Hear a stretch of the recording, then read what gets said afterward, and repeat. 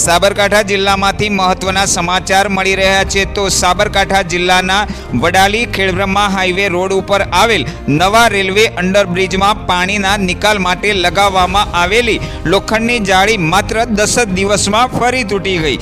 માત્ર 4 મહિના પહેલા જ લોકો માટે ખુલ્લો મુકાયેલો આ અંડરબ્રિજની ગુણવત્તા અને તંત્રની કામગીરી પર અનેક પ્રશ્નાર્થ ઊભા થયા છે। આ જાળી 10 દિવસ પહેલા પણ તૂટી ગઈ હતી, જે અંગે સ્થાનિક વર્તમાનપત્રો અને ખબર વડાલીમાં સમાચાર આવ્યા બાદ તંત્રએ તાત્કાલિક તેનું સમારકામ કર્યું હતું।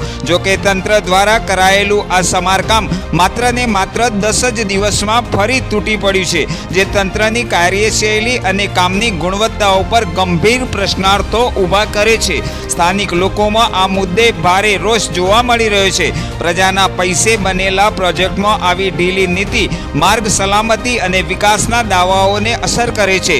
4 મહિના જૂના અંડરબ્રિજની ગુણવત્તા આટલી નબળી કેમ છે તે મોટો સવાલ છે। બ્યુરો રિપોર્ટ, ખબર વડાલી, સાબરકાંઠા।